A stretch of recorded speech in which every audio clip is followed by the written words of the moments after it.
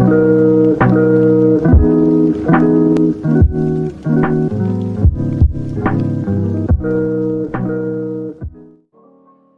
folks, how's it going? RedMaster, and welcome back to another edition of Cards and Castles TV commentary. Now, with the news of the impending rank reset, the ladder shakeup, if you will, things are bound to get a little crazy here. People preparing for this inevitable reset in a variety of different ways, trying out new strategies, throwing some new decks to the wall, and we're going to peer in on the Cards TV today to see if we can find any of those preparations, how to see what people are up to in, to prepare themselves for what is to come. Will we see some old strategies, old favorites, new strategies rise up here in the meta, fight for contention? We're not sure.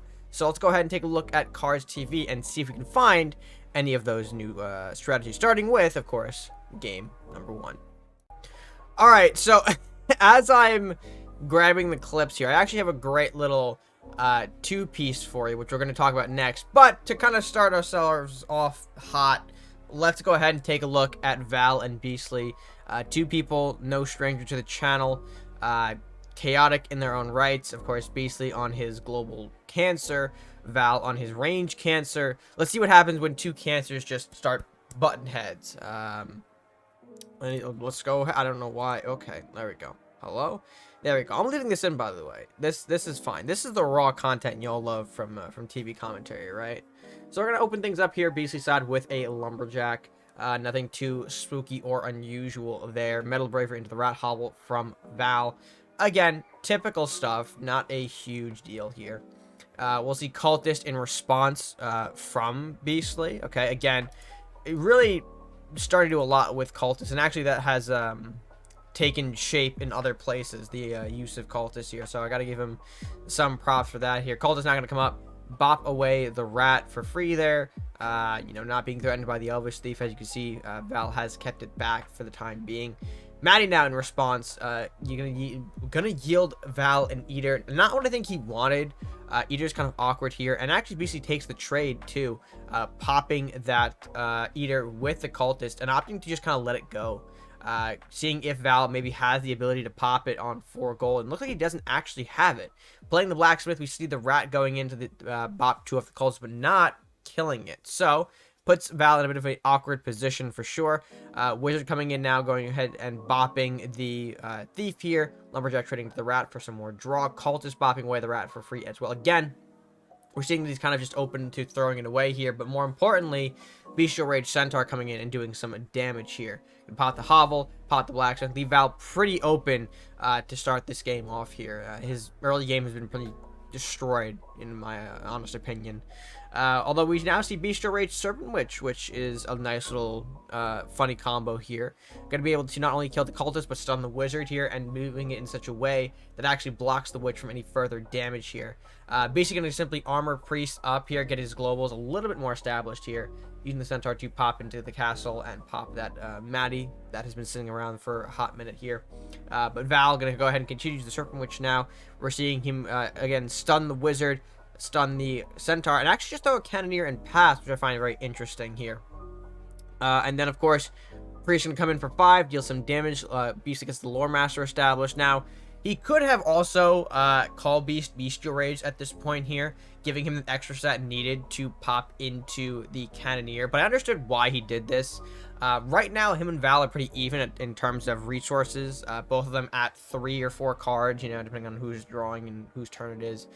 So being able to establish this Lore Master at this point in the game, when Val is needing to play some defense here, is pretty important. It allows him to safely set up a card draw engine for himself that will keep netting him some more resources, while Val's on the back foot, not only defending, but losing cards as he has to keep playing stuff to get rid of all this pressure Beastly is throwing at him. So this is a pretty good move. He could have, though, again, call Bestial Rage, pop the Cannoneer as well, if he wanted to. Completely up to him, but I think he went for the resource engine just because he wants to get a little more ahead and wants to kind of put the emphasis on in this game. But we'll see if that is going to come back to bite him in any sort of way here. Serpent Witch now going to clear off the remaining health off the Wizard. Elvish Thief popping in to the Centaur. Cannoneer popping the Priest. Hovel going down, and a pass back on that. Of course, we're treating the Serpent Witch as well, because it does have that Rampage. How will, of course, Beastly respond to this? Well, we're going to get some more card advantage, I believe. Going for Call Beast here. The Books, the Priest as well, getting anything a little more healthy. And a pass back on that. Obviously not looking to do a whole lot. He can really just play defense this whole game, but he does know, or at least he should know, the matchup that he's facing here with Val's range units. He does have to kind of push a little bit further into them to get them off the board. Val's running things like Scope Rampage in this deck, so if he leaves those cannoneers to their devices, they could just be getting themselves armed up to eventually just come in, do some damage from far away here, and force Beastly to kind of take a bit of a back seat here. He has to start pushing at that point, and who knows how established Val will be. But now we're going to see Armory go down for Val's side. Cannoneer going to clear off the Books. Centaur popping the fresh Rammers that came out last turn, as we saw there. Didn't really illustrate much of Beastly's last turn, but that is okay. And throwing it back to Beastly on that here. Both of them kind of in a weird stalemate position at this point. Now they want to do a whole lot of advancing onto each other's board here. But now Beastly going to really try to take command of the game here. Second Lore Master going down, another Wizard as well. Cannoneer going to pop the Bear Hog. It's kind of free. Same with that Priest there, kind of getting it off the board. Now I'm going to make an interesting push here for trying to get control of the board. Pushing a lot of the tokens off the Rat Hovel, Lumberjack, Spiny. Kind of throwing everything off to the side here, but that is a huge draw for Beastly. The Rat King here is going to do a lot of cleanup work. Bestial Rage on the Wizard, sure, he can definitely do that if he wants to.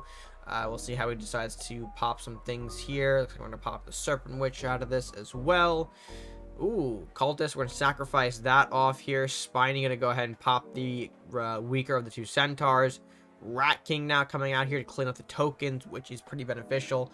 We could have made all of this play, obviously, but those rats still would have done some major damage if left unchecked. But BC having that Rat King here, super valuable, able to clean up the entirety of Val's offensive push to where it doesn't look like Val can really recover, and that's where we're seeing the Lore Master kind of be superior here. We now have that, draw engine, giving Beastly a fresh set of cards here, and kind of one-upping Val every turn that the game continues. And now with the third Lore Master, I mean, he just places it down. Cultist gonna go ahead and come out here. Rammers. It's just a lot of free resources that BC's getting off the Lore Masters that are just keeping him in this game.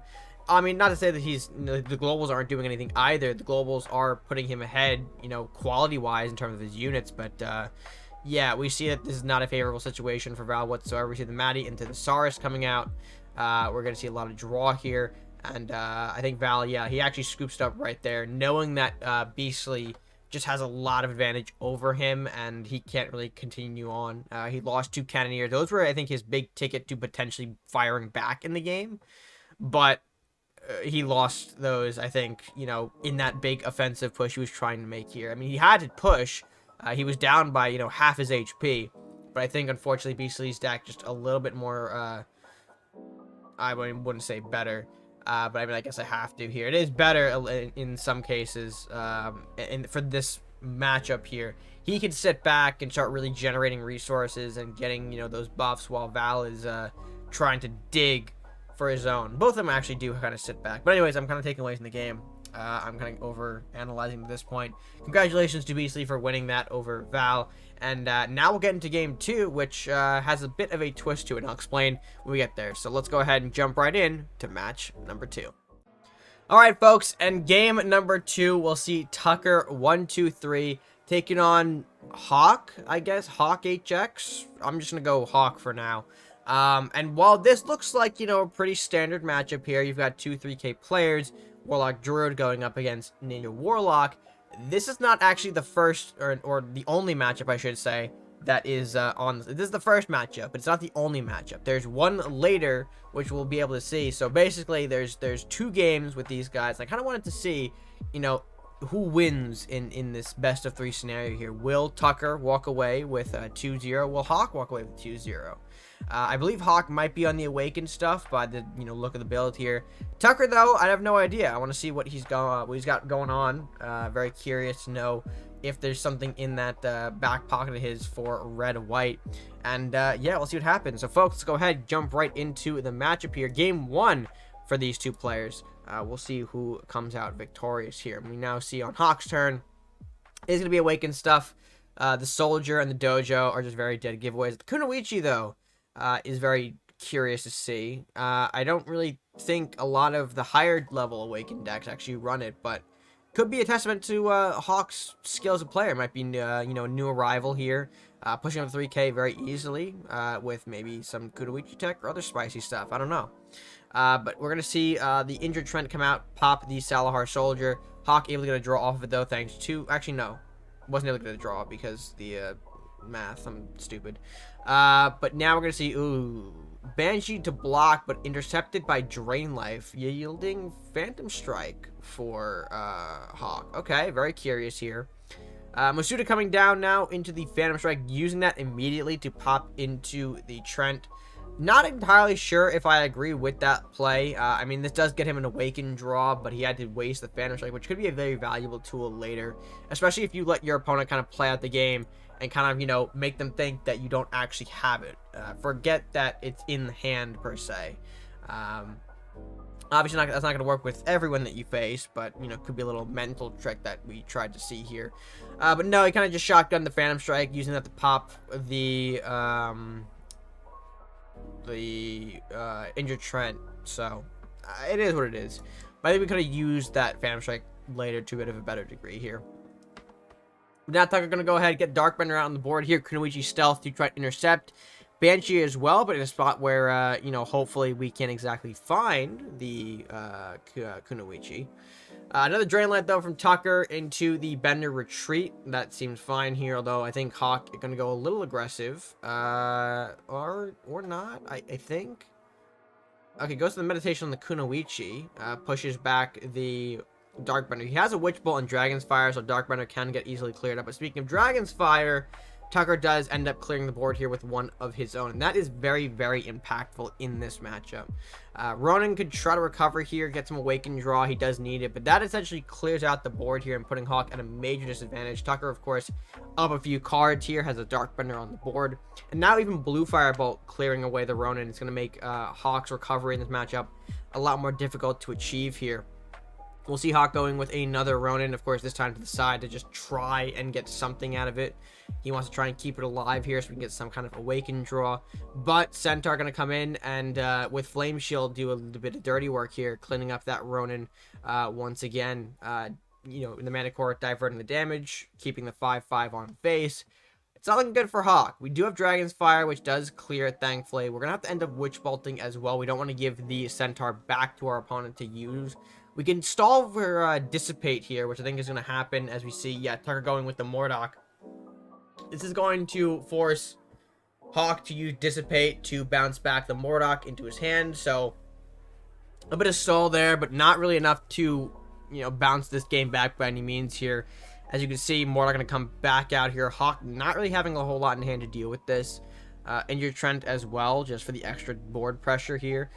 We are in single digits, so Hawk really can't afford to be taking this kind of punishment. We do see Vanishing Strike Badger, though. That combination will pop our Mordok from up before resulting in Horseman, which does thankfully clean up the dojo. But at that point, Hawk has had enough. He's surrendered, and game number 1 goes to Tucker. Honestly, a very just well-executed game from Tucker there. The big Dragon's Fire to clear off all the value from Hawk's board. The removal of the Ronins, so that way we couldn't reestablish any value with the Awakened draws, or any board presence, with Awakened draws. There was just a whole lot of unfavorable moments for Hawk in that Tucker was able to take advantage of and just walk away with the W. As, he is a very seasoned player, So, I don't know where else I was going. He's a very seasoned player, so he knows how to take advantage of situations like that for the W. I don't know why I stopped there, a little brain fart moment. But that is, of course, not the only game we have with Tucker and Hawk. As, again, I mentioned at the beginning of this, they do have another game a little later that showcased again on TV. So, will Hawk come back, take his revenge, or will Tucker walk away undefeated in this little mini feud, if you will? Let's go ahead and find out, folks, right now in game number 3. Alright, and just like we said, folks, Hawk and Tucker back at it again. The same exact matchup here. Will Hawk have better luck? That's time reviewing on Tucker's side, so we can see a little bit more of what he was playing. Which generally might just be a red-white good stuff mix here. We're seeing Questing Knight, Beastmaster, Blue Firebolt. A couple oddball things in the mix here that, at first glance, they don't mesh together. but on their own can be individually pretty, powerful cards here. Knight at the 3/3, Beastmaster just spit out bodies here, Rampage, Fear, Bolt, need no explanation on those. But Tucker gonna go ahead and take an or openly aggressive first start in this matchup, going for Blessing, Rampage for this questing knight. Not only dealing 3 to castle, but also popping the doge, and of course the correct order to play it in, considering that the Blessing of the Trent does lower the movement speed of some units here, so being able to hit with 3 and then moving around to pop 5, or else he might have been able to get to the dojo if he had done 5 on phase. So that was the correct order of interactions there to start out. But looks like we'll see Hawk respond with a Salahar soldier here. Does this man receive any help? He does. That is a clean, well, 2 for, actually, that's pretty fine. There's a lot of stuff invested in that night. You had Rampage and you had the Blessing, so that's a 2 for 3 technically. Not too bad. But, Hawk already looking in a bit of trouble, I would say, mainly because he's at a card disadvantage at this point in the matchup, and that Ronin not going to stick around for long here. Blue Firebolt going to hit that directly into the face, popping that from the board here and leaving Imp all alone. Not really looking too good for Hawk here. We're going to see the Kunoichi come back out here, this time more aggressive, to try and maybe de-incentivize a sharpshooter. But this is where Beastmaster is going to come in, create some additional bodies. That is fine. We do have Warlock Burn in Hawk's arsenal. We did see a couple of those here, so we'll see if he's able to pull one out to pop this Beastmaster. We do see Kunoichi going for face. Imp into Bear into the Badger as well, so unfortunately not going to be enough to clean up the Beastmaster, which is a bit annoying. But Tucker going to go ahead, double back a bit with that Bear, popping the Kunoichi. Darkbender coming out now, receiving the Rampage with the Wolf on board, making it a 5/6. So, of course, looks like Tucker's got some, dirty range Rampage synergy within the deck here. But, with Warlock and Druid, kind of makes sense. This is going to force Hawk to go for a big Badger, it seems like. Of course, the other one, or a new one coming out to pop the Wolf here. Keeping the stealth one stealth to have him freely move across the board here, potentially delivering some big damage. We do see the Darkbender go ahead, take 5 to face here. Centaur coming in for some additional, actually no, cleaning up the Badger. That is fine to see. And of course, the Darkbender going to try and move away to where he thinks Badger is not going to be in range, but we know Badger is right up top there, completely in range of the Darkbender. That thing is not going to stick around for much longer here. Masuda trading with the Beastmaster. Rite of Awakening as well is pretty big here. Going to re-stealth the Badger, give him some extra stats. Same with the double Rite of Awakening, in the deck. Creating a 12-13 for Hawk here. And Beastmaster, unfortunately, getting the great pulls with dual bears. Flame Shield as well going to be put on. It looks like he can actually exactly kill it. I mean, this is the... Yeah, this does clear it if he wants to waste the White Knight, but I think he might hold it. I think he should trade here, though, because, that's a big... Okay. It's a big-ass White Knight, but I understood why he wanted to maybe hold it. It is his only unit, only card on board, per se, and if he does lose that, it comes down to a top deck war, per se, so... I understand where we didn't want to just throw the White Knight away into the Badger. But now this does leave Badger in a spot where it is threatening the castle a little bit here. That's a lot of damage coming in. And we know that maybe Hawk has some ways to boost up the Badger even further. Another Flame Shield, per se. The last Rite of Awakening in deck, perhaps. There are a couple of options here. Blue Firebolt going to snipe away the fresh Mana Core here. Dissipate as well. Going to bounce the White Knight back for some huge damage on face. 12 sinking Tucker down to 4 HP here with Mordok. Gonna be the card in hand to clear things up here. Not only going to clear the Badger, but also put a unit in range of the castle here. And Horsemen, a great pickup to actually even out the damage. You now see it's 4-3. Hawk the one on the receiving end here. We are nearly approaching sudden death. Dancing Sword is a nice cleanup card here, though. Does pop the Horseman while staying alive.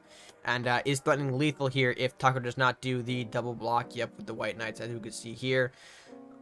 Or not moving them up, I guess, if he has Fear or Dissipate, Hawk wins. But unfortunately, Sleeping Dojo is going to be the card in hand. We actually have to trade with the White Knight, which is very peculiar here. He doesn't have enough time to actually put anything to the board here. Now we're going to see, Darkbender coming out, the White Knight, Injured Trend. If Hawk doesn't have anything here that deals, 2-3 damage to face instantly from hand, like a burn spell, it's going to be over. Incinerate would do him well here, but I don't think Awakened players typically run Incinerate. It's just not a great card for them to use in that arsenal. Save that for no interaction. But yes, it looks like Hawk will be defeated at the hands of Tucker once again in a actually much closer matchup than their first encounter was. The huge Bowser coming in, dealing 12 damage, really kind of even things out here. But I think at that point, Tucker had already put in a little too much damage into the castle, forcing Hawk to play some defense for a bit, and that definitely hurt him, especially not finding the Awaken draw either in deck. Cost him. It was very low resource wise for that later half of the game here, not able to keep up with what Tucker was putting down. So yeah, it was definitely rough in that regards here, but we gotta, you know, congratulate Tucker for taking the victory here in this little mini feud best of 3 type scenario here. And I mean, Hawk, good to see a new player stepping up to the veterans, challenging them for I guess supremacy, or I mean just trying to enjoy some CNC. But yes, folks, that is going to do it for our matchups. We are going to go ahead and close this out now, so let's go ahead and do that.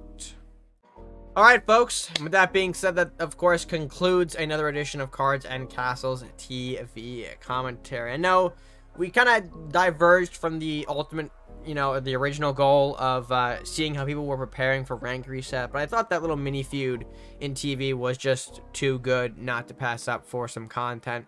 Unfortunately, the third game wasn't in the cards here. I went looking for a while, but it looks like it never showed up, so that's a bit unfortunate. Regardless, though, I do love to see, you know, players challenging the veterans here, learning some skills through games to maybe improve their own, get a little better. It's just, you know, us building off of each other to create better players for the game. So we love to see it. But yes, folks, that is going to, of course, conclude today's episode. If you guys did enjoy it, be sure to let me know. Leave your thoughts in the comments on how you think the matches went. Be sure to like the video if you did enjoy it. Be sure to share with your friends. And, of course, subscribe if you're new or haven't done so already to the channel. It is free to do at absolutely no cost to you. And, of course, supports us in a big way. So please consider hitting that subscribe button if you haven't already. And, yeah, I think that is going to do it for me for now. So, until next time, guys, stay gaming.